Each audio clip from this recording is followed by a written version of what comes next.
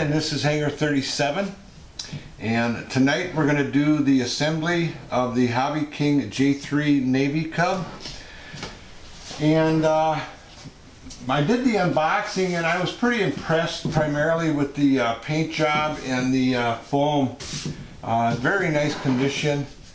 One of the major things that surfaced when I was starting to do the assembly is on the landing gear. I hope you can see this. There was no instructions, but I went online and these pieces are separate and they have to lock in here over this shaft here, and it locks, these two pieces lock here, and you're supposed to glue them together. And then you put the assembly with the springs. I hope you can see that. But this is where I was talking about here.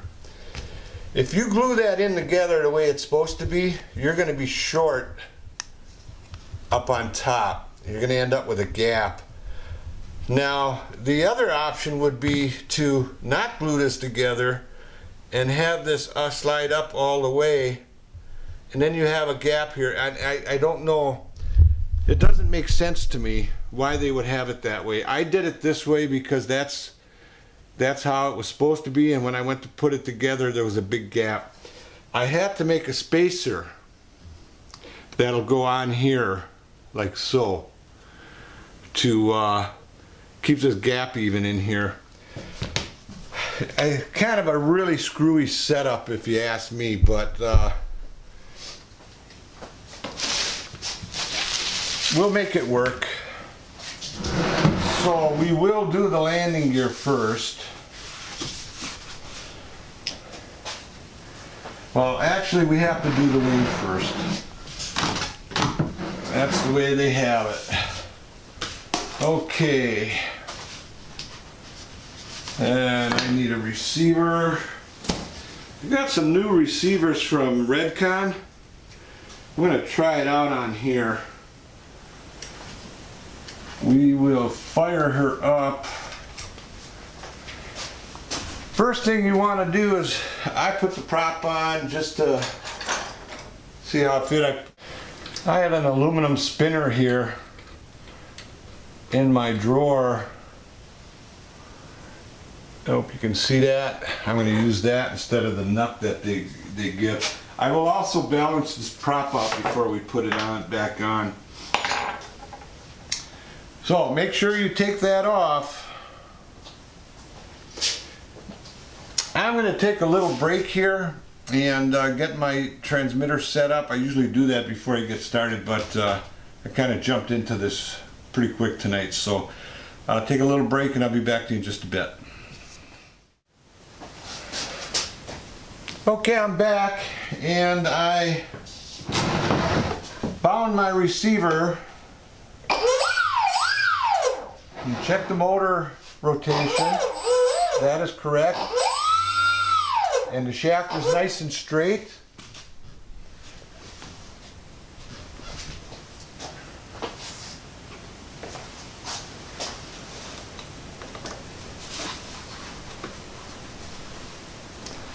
And all the nuts are tight. All right. That's something you want to check, is especially with Hobby King, is to check and make sure everything's nice and tight. All the servos are centered. I put the ailerons on a mix. I put the on mix 1, I had the aileron as the master and the aux 1 as the slave. And when you do that, you go in and you set it up. You take it off of inhibit and put in the aileron as the master, click over and put the aux 1 as the slave, and then you put 100% plus and 100% 100% right, 100% left. And then right below that there's a percentage, and you put that at 100% and you'll get your full throws on the aileron servos. What's nice about that is if they're not lined up, you can go in and do a sub trim on it, each individual one. You don't have to muck around with the control rods. So I've gotten in the habit of doing that. Seems to work better. I don't have to use a Y harness. I've got extensions on here now just to center all the servos. Okay, so we got that done. I pulled out my bind plug, and I'm using a Redcon CM703 DSMX receiver on here. This is a new one. I'm not sure how good it is. I used the orange receivers quite a bit. Never had one bit of problem. I must have had 30-40 planes with them in, and never had a problem with them. These are like $7 each or something. I'll try it. This is not a real expensive plane. I'd hate to have it fail and crash, but I thought I'd give it a shot and put it on one of the cheaper planes that I bought. I think I paid $124 for this one. So, okay. I'm going to go ahead and do the wing off camera. I will be gluing it and putting the horns and connecting rods on. And I got to glue the connecting. They give you, instead of having it molded on the wing or glued in, you have to, the connecting plates or whatever you want to call them, you got to glue those all in. So I will do that all off camera, and then I'll come back and we'll attach the top wing and the landing gear. I'll be back in just a bit. Thanks. Hi, I'm back and got the wing put together and epoxied them together. Kind of a tricky little situation. I had to sand the middle carbon spar. It was just so oversized. I kind of indented the foam trying to put it together, so I just finally sanded it and made it smaller that it slid in. It's still a little bit tight. But when you glue this in, don't put glue on the wing itself. Put glue on the back side of the clear plastic. And you don't need a lot of it. And then glue obviously the ends here. And take tape and get the excess paint off the wing where you're going to glue it. But like I say, put a little extra, just a minor amount on the clear plastic part. Not enough that it's going to squeeze all over the place, but enough to hold that and retain it. And you'll see that it holds real nice here. There.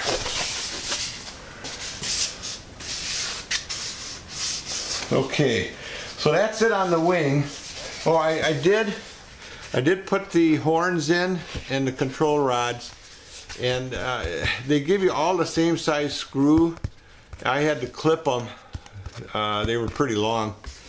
And real quickly, just going to go over the back side here. On the elevator, you have to, I use 4 screws on there. Just be careful on trying to get them to line up properly. I had a little problem getting them to line up a little, getting them to line up accurately. And same with on the on this little plastic piece you have to put on there for the steering wheel, the rear landing wheel. And I put a little bit of CA on there. Be careful not to put too much on. I had excess and I tried wiping it and it made it white. I do have touch-up paint that I picked up for this though, so I'll be okay. So just take your time and be real light on the CA or glue. I've decided against the FPV. I put the seat back in. The landing gear. I want to go over the landing gear once again with you on this. They come with these little wheels here that go on here, and that is scale. What I did is I bought an extra set of timber wheels and put them on there, just to make it a little easier to land on grass and things like that. Now, the thread on the end of this rod, the landing gear rod, a steel rod, is threaded, but it's not a machine thread. It's actually made for plastic. If you were going to put the smaller wheels on, they come with that screw. You've got a hole in it, and then that thread cuts into the plastic. I did not have any machine screws that would thread on there without stripping, so I had some nylon spacers that I used just to screw on. It's a 3mm hole in there, and they're on there pretty tight, and you hardly notice that stick out a little bit. We've got to put the top wing on first. I'm using two 6-inch extensions because there's not enough. I mean, you really have to fight it to get it in here. And so the best is either use a 4 or 6-inch extension on these. So I will put this one on. Now, usually when I have extension servos like that, I use strapping tape on them, and then you just, let's see if we can get you in here. You get that on there like so, there, and then you just tape them up like that. That'll help keep them from separating. Okay, we will attach the wing. I'm going to put the wires through. So now that I've got those on there, I'm gonna screw these together, and being that I do not have any manual, I am gonna have to guess on the thread. The thickest machine screw ones are for the wing.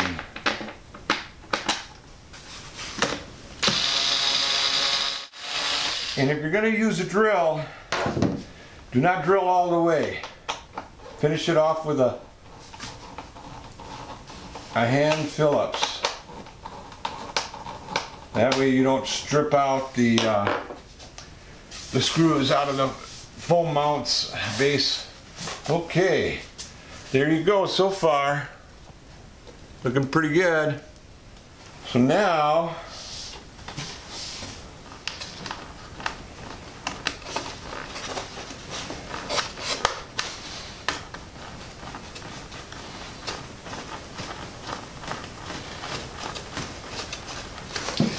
okay, so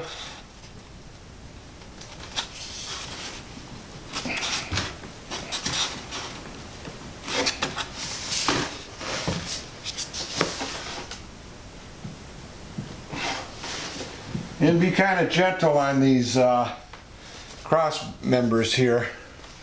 You don't want to break them trying to get them in that hole, because they're not going to go in there. Just make sure you got a little touch of glue on there. So there you go.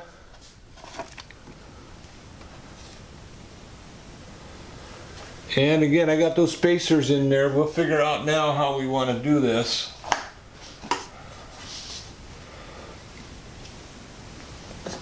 Yeah, let's see here. We're gonna get this. Can you see this? I guess.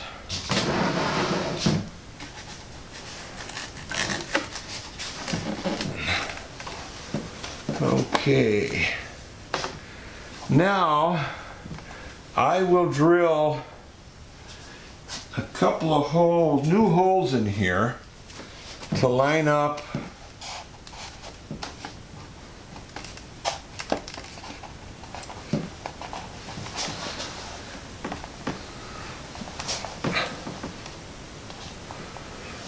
let's see here. Just line that up there like so. Yeah, let's see what we got here. Okay. We'll try and get this in here now.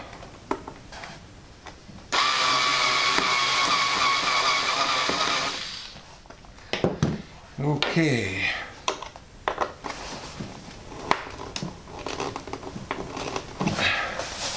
There we go.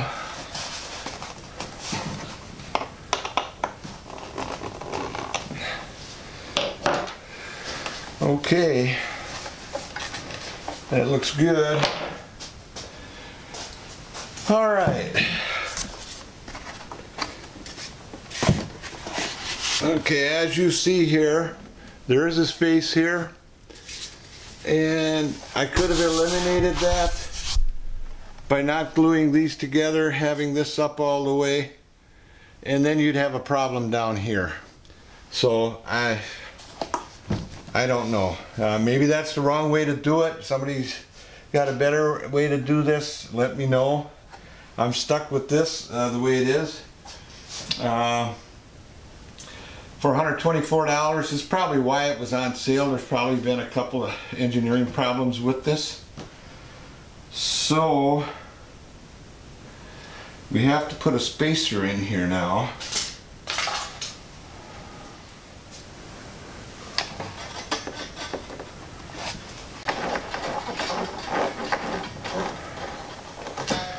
Okay.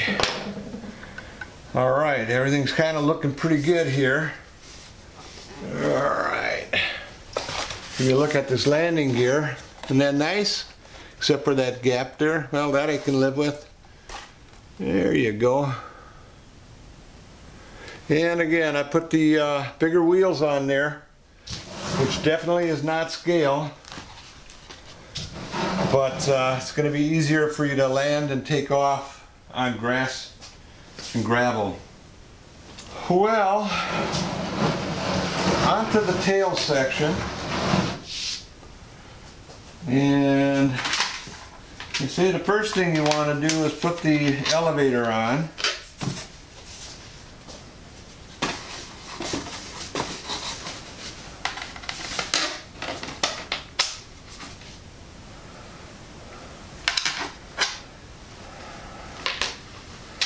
I am going to put a dab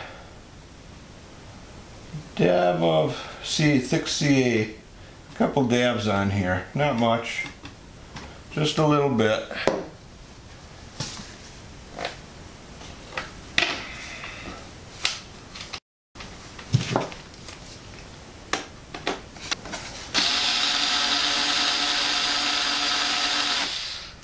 All right.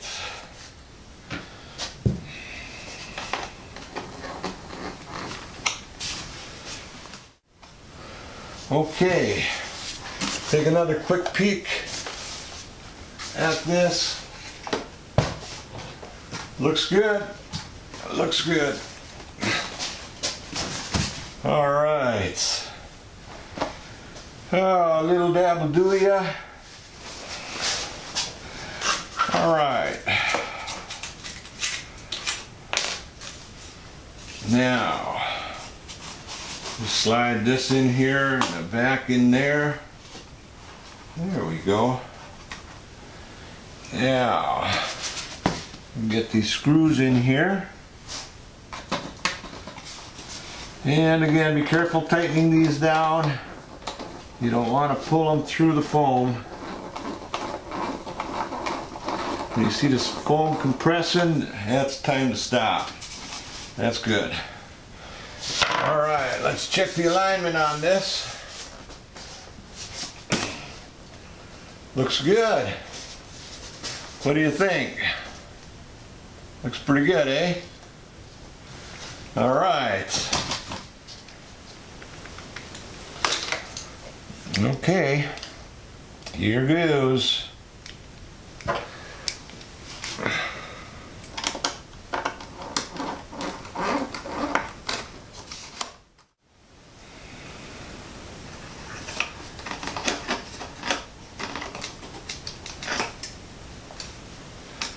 All right. Yeah, you're going to have to do some kind of bending with these rods to get them in and work properly. I think I got it lined up pretty good. All right. Okay, I'll give you a last quick peek at that.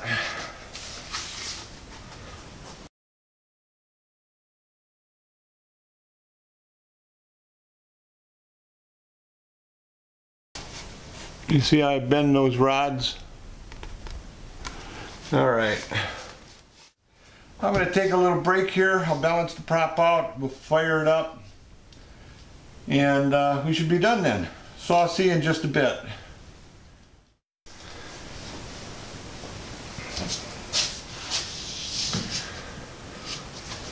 Okay, I'm back. Got everything all set up on it. Trimmed out all the surfaces. Didn't have to do too much on it. One of the things I did want to point out was on the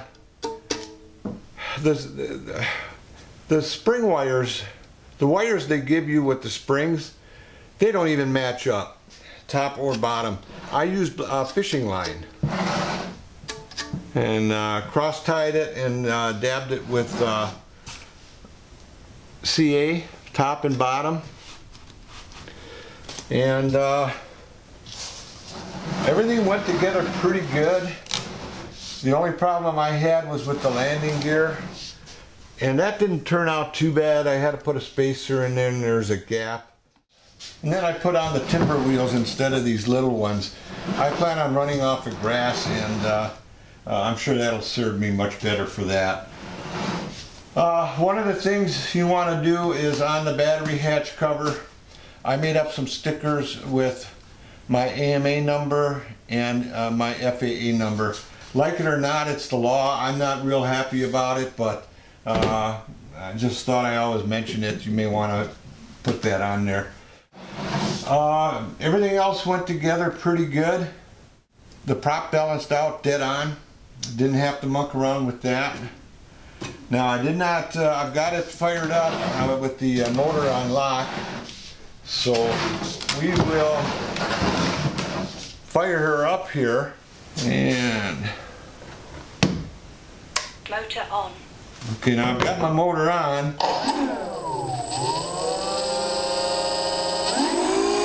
She's pretty smooth.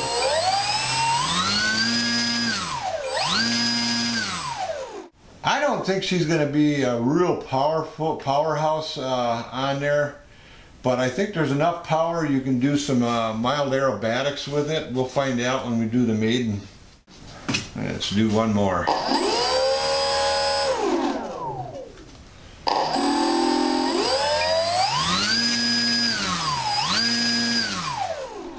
So there you go, the Hobby King J3 Navy Cub reconnaissance plane. Now on this particular plane, let's disconnect this battery first. Now they do also give you a JST plug on here in case you wanted to run FPV, which I'm not planning to. So, but it's there if I want to put a light system in here. Okay, 65 millimeter. 65 millimeter centered CG. I use a pen and a ruler to mark this out. 65.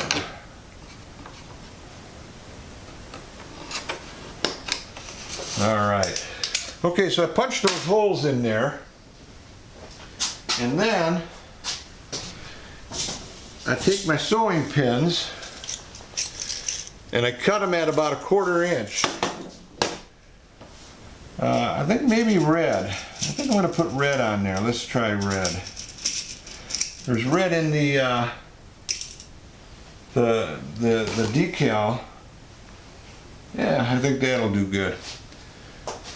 So you take your wire snippers, you set them at about 1/4 inch, maybe a little bit less, and snapper. Okay, got those cut.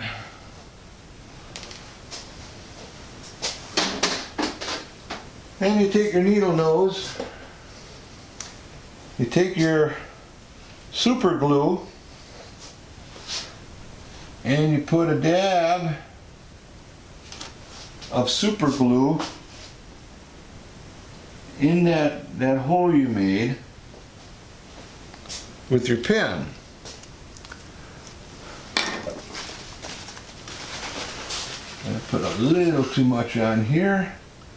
Just absorb it up with the paper toweling. And then take your needle nose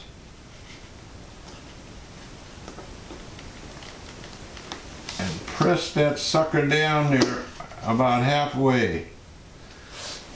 All right. There. I hope you can see that. Let's see.